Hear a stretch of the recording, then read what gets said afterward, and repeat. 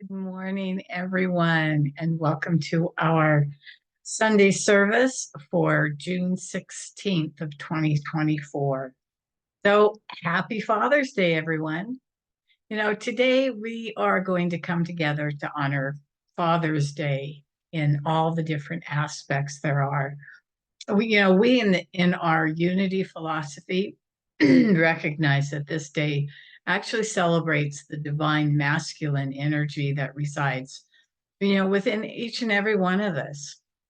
In the metaphysical realm, Father's Day actually goes beyond the biological aspects and really goes into the recognition of the masculine aspects of the divine that lives both within ourselves and the universe.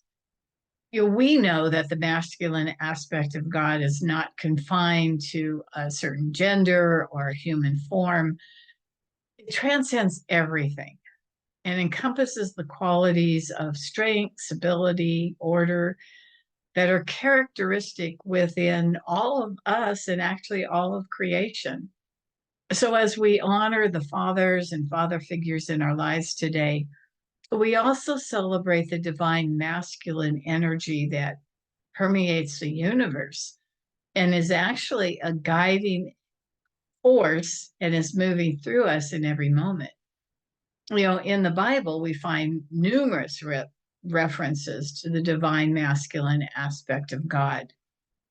Isaiah 40:28 states that the Lord is the everlasting God, the creator of the ends of the earth. He will not grow tired or weary, and his understanding no one can fathom.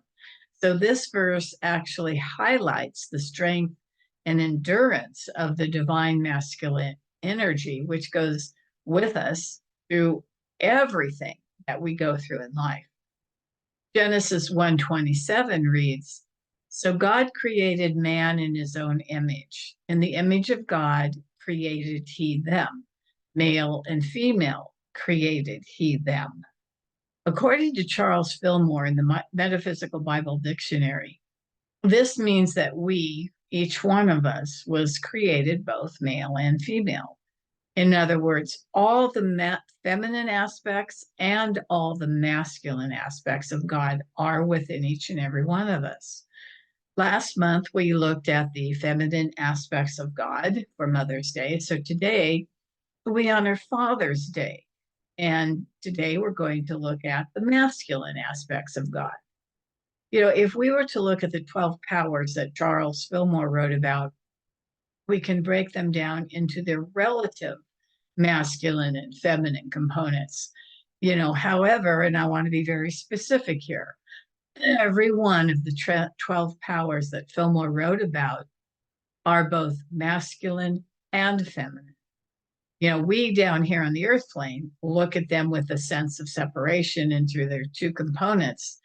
So just as I spoke about the feminine aspects of God being inside all of us, so too are the masculine aspects. So here's the 12 powers: faith, strength, wisdom, good judgment, love, power, imagination, understanding, will, order, zeal, renunciation or elimination, and life. And some of these stand out to us as the more masculine traits: strength, power, judgment, will, order, elimination, and life. Because of how we have viewed men in the past, we could say that these qualities were more solid to them, more of a groundedness to them. And this is how we have thought of men in the past. However, as we know, times they are changing and have been changing for some time. Yet these more solid qualities are exactly what we need to be well-rounded in God. We can have faith, but without strength, our faith may not hold up very long. We can have love, imagination, understanding, and zeal. But if we don't have good judgment or strength with the ability to eliminate people and things from our lives that no longer work for us, we are stuck in an ever-ending cycle of life that we could not get out of. Strength, power, will, judgment, all work together inside of us to assist us in holding firm to what we want in life. That passage from Genesis, God created man in his own image. In the image of God created he him, male and female, is describing metaphysically the twofold aspects of all the creative ingredients. All the powers can be expressed. And first of all, have a character which is and can be expressed in form of both the male and the female. So given that statement, all 12 powers are both male and female. That is, each of your 12 powers can be known by you and expressed by you in the male mode or the female mode. So both thinking and feeling together are called knowing and realizing. And that's the idea. Rather than just think love or feel love, you actually do both. And then you are loving. You are realizing love and expressing it in its perfect balance, in its perfect polarity, both male and female. You can express any or all of your 12 in that same way. What they add up to is the fullness of the Christ. And yet the Christ is more than the sum total of the 12 powers. I was reading an article the other day about love that goes perfectly with this talk. It states, the male aspect means objectivity, thinking. The female aspect means subjective, feeling. You can express love objectively by loving. You can express love subjectively by receiving it and by being willing to be loved. The objective male manner of loving is by objectifying it, projecting it, bestowing it, giving it. The female manner of expressing love subjectively is to let yourself be loved. So if you are a man loving, you also have to express the feminine aspect of being willing to receive love from a partner.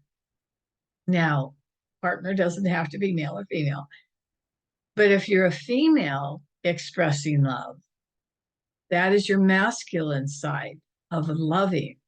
But then you have to tune into your feminine side of being able to, receive it back from your partner. So we could get into all the different types of love, but we're not going to go there today. This is about the masculine and feminine aspects of God. And when we think of love, that is being objective, masculine. When we feel love, that is being subjective or the feminine. So in actuality, we can't have one without the other.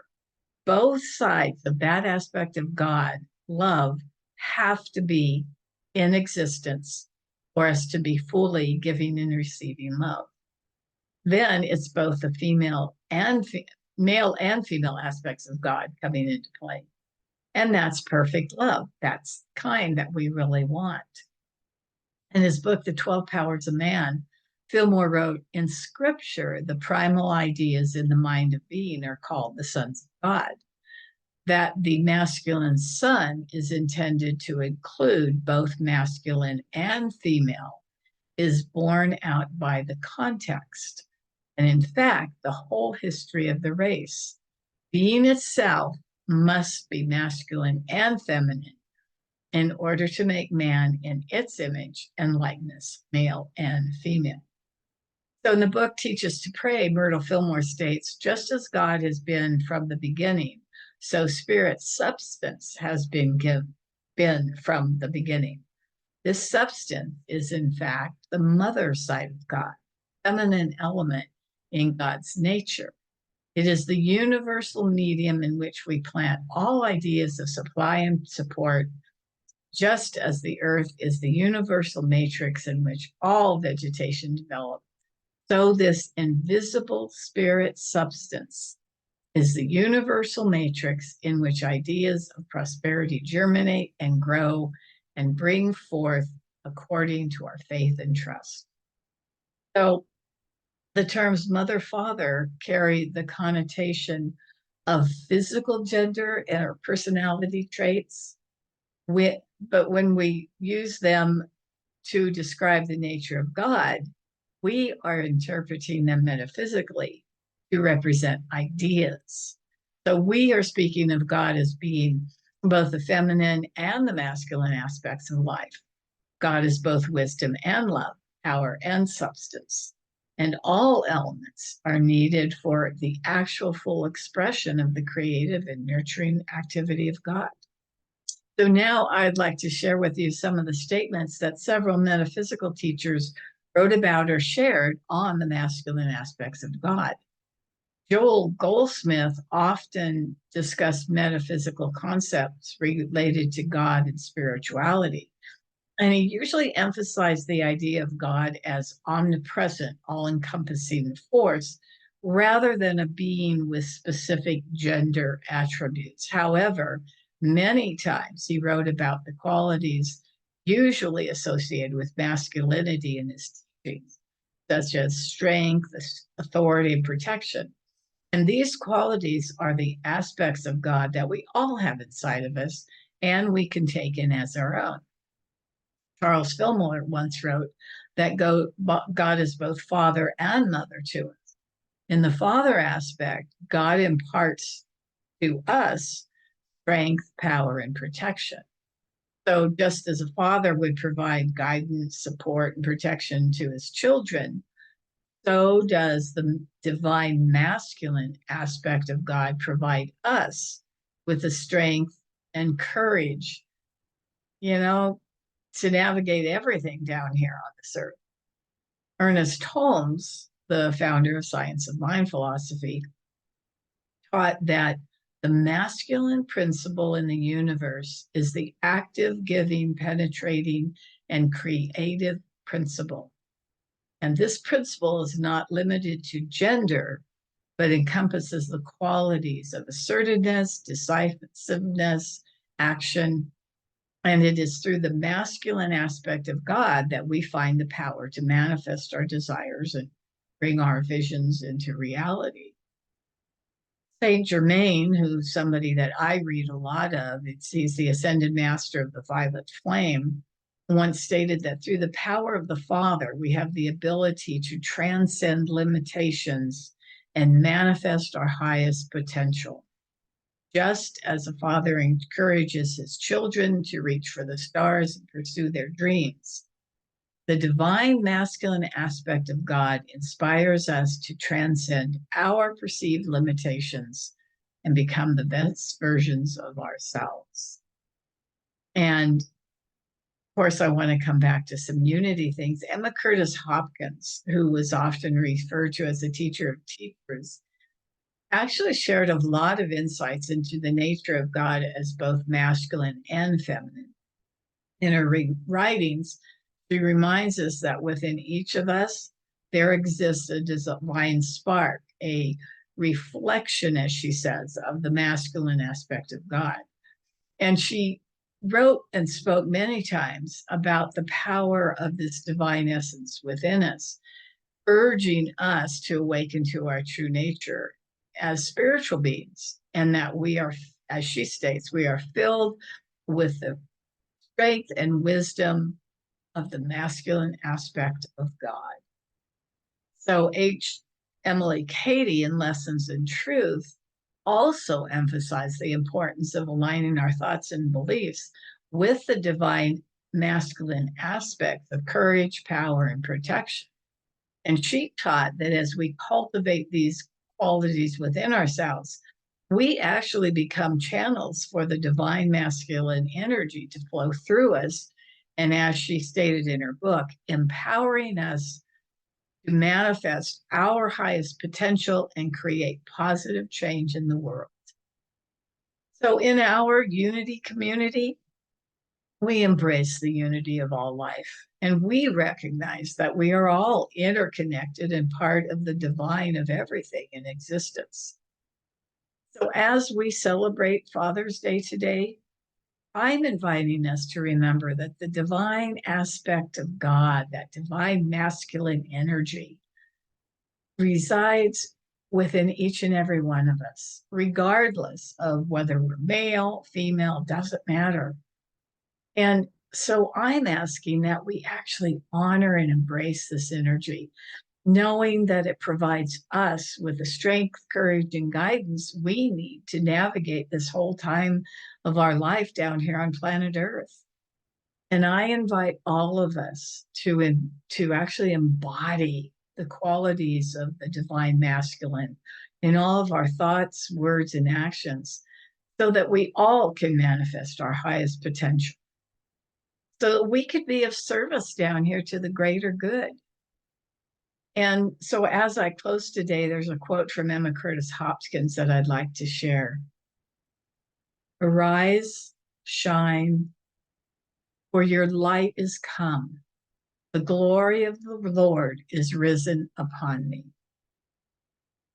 So may we all shine forth the radiant light of the divine masculine within us, actually illuminating the path for ourselves and everyone else on this earth. So thank you for listening to this today. God bless each and every one of you. And may all of your lives be a beautiful, beautiful example of God's love for each and every one of us. God bless everyone.